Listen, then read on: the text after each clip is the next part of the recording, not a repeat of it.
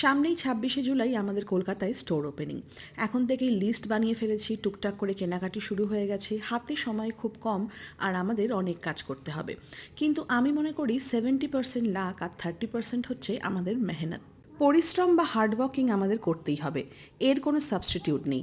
কিন্তু একটা মেয়ে যে সারা বছর মন দিয়ে লেখাপড়া করলো, কিন্তু পরীক্ষার এক সপ্তাহ আগেই সে অসুস্থ হয়ে পড়লো, তার মানে লাক তার সাথ দিল না। তাই সবসময় পরিশ্রমটাই যথেষ্ট নয়, লাক থাকাটাও ভীষণ ইম্পর্ট্যান্ট।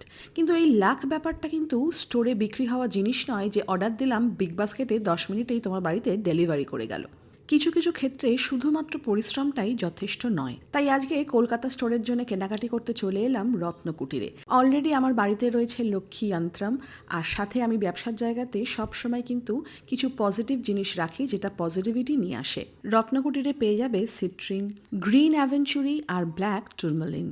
আর এগুলো নিয়ে তো নতুন করে কিছু বলার নেই, এখন মোটামুটি সবাই জানে এই ক্রিস্টালের ব্যাপারে, যেগুলো বিভিন্ন রকমভাবে কালারগুলো তোমার লাইফে এফেক্ট করে। কিন্তু সব জায়গায় কি আমরা অথেন্টিক জিনিসটা পাই? অথেন্টিক জিনিসটা পেতে গেলে কিন্তু তোমাকে রত্নকুটিরেই আসতে হবে, কেননা এগুলো তোমরা সবই পাবে সার্টিফাইড। রোজ কোয়ার্টস থেকে ফিরোজা বা পাইরাইট হোক, সব কিছুই তোমরা এখানে পেয়ে যাবে অথেন্টিক জিনিসটা। যেমন ফিরোজা for luck, rose quartz for relation, আর পাইরাইট ফর মানি ম্যাগনেট। আমি নিজেও পাই কিন্তু একটা এরকম পাইরাইটের অ্যাঙ্কলেট পরে থাকি। এছাড়াও ব্যবসার জায়গাতে রাখতে পারো রোজ কোয়ার্টস, ল্যাপিস লাজুলি। নিজেদের বাড়িতে তো এগুলো রাখতেই পারো, পজিটিভ এনার্জি নিয়ে আসে, নেগেটিভ এনার্জিকে দূর করে। আর ব্যবসার জায়গায় এগুলো অনেকেই আজকাল রাখে, কেননা এগুলো হেলথ, ওয়েলথ, সাকসেস আর সাথে মানি অ্যাট্রাক্ট করে। অনেকেরই স্টোরে আমি দেখেছি পাইরাইটের ওপর এই লক্ষ্মী যন্ত্রমগুলো লাগাতে, এগুলো পজিটিভ এনার্জি নিয়ে আসে ব্যবসার জায়গাতে।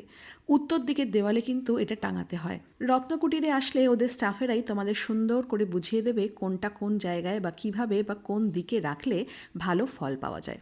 এছাড়াও রত্নকুটির হচ্ছে গ্রহরত্নের সম্ভার। গোমেদ, মুক্ত, চুনি, পান্না, ক্যাটস আই স্যান্ডস্টোন বা দার্জিলিং স্টোন, অ্যামেথিস থেকে শুরু করে টোপ্যাজ রয়েছে পান্না। আমারও কিন্তু জেমিনাই, আর জেমিনাইয়ের লাকি স্টোন হচ্ছে পান্না। এক কথায় সব ধরনের গ্রহরত্ন তোমরা কিন্তু রত্নকুটিরে পেয়ে যাচ্ছ। এবার মনে হবে যে এই স্টোনগুলো কি আদৌ অথেন্টিক? সমস্ত কিন্তু সার্টিফাইড। সাথে আজ একটা নতুন জিনিসও দেখলাম, যেটাকে বলা হয় মেসোনাইট। একদম হীরের মতন দেখতে, আমেরিকান ডায়মন্ড এর কাছে বাচ্চা। এছাড়াও রত্নকুটিরে পেয়ে যাবে বিভিন্ন ধরনের এরকম গিফট আইটেম। আমার ঠাকুরের বেদিতে আছে, তবে তোমরা চাইলে কাউকে গিফটও দিতে পারো, খুশি হয়ে যাবে মানুষ। রত্নকুটিরে সব কিছুর পাশাপাশি কিন্তু সোনা, রূপো এবং ডায়মন্ডের জিনিসও পাওয়া যায়। চন্দননগর স্টোরের মতন আমি কিন্তু কলকাতা স্টোরেও এইসব জিনিসগুলো রাখতে চাই। তোমাদের ভালোবাসা, আশীর্বাদ আর আমার পরিশ্রমের পাশাপাশি একটু লাকেরও প্রয়োজন, যেটা সোনালী সুতো স্টোরে নেগেটিভিটি দূর করে পজিটিভ এনার্জি নিয়ে আসবে। ও হ্যাঁ, রত্নকুটিরে তোমরা 1মুখী থেকে 14মুখী সব ধরনের রুদ্রাক্ষ পেয়ে যাবে, যেটা মার্কেটে অনেক রকমের ডুপ্লিকেট বেরিয়ে গেছে। রত্নকুটিরেই পেয়ে যাবে এই চার্জিং প্লেটগুলো, যেগুলো ক্রিস্টাল চার্জ করতে লাগে।